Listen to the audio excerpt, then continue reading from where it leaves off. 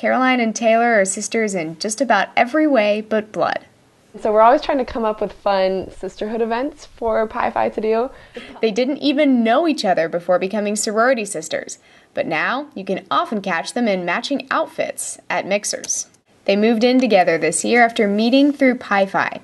Now they're sorority sisters, suite mates, and co-workers. Yes, they are president of Pi Phi and vice president of student events. That's your president-VP meeting, is yelling from bed to bed. Bed to bed yelling is the best form of communication, I think. Taylor and Caroline aren't that unusual in Greek life.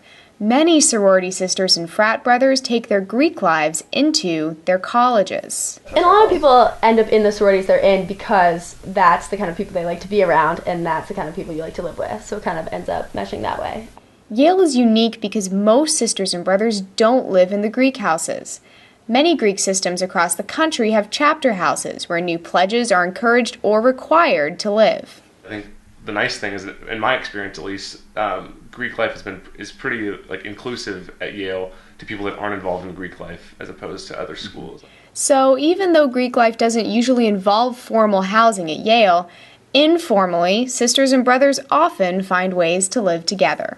So I think I've definitely noticed that many people who do rush wind up living with their suite mates or living with people in their sorority, but I think that probably just speaks to sort of how nice a community the sororities are and how they're able to make such close friends through it that they want to live together.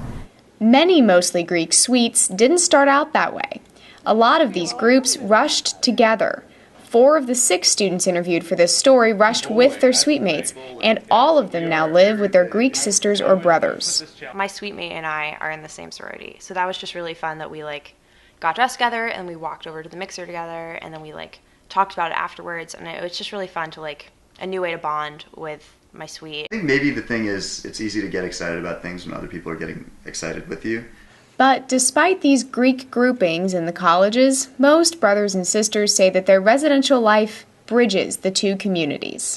I definitely haven't noticed that it partitions off people in sororities. I think it's just more kind of reconnects everybody in different colleges.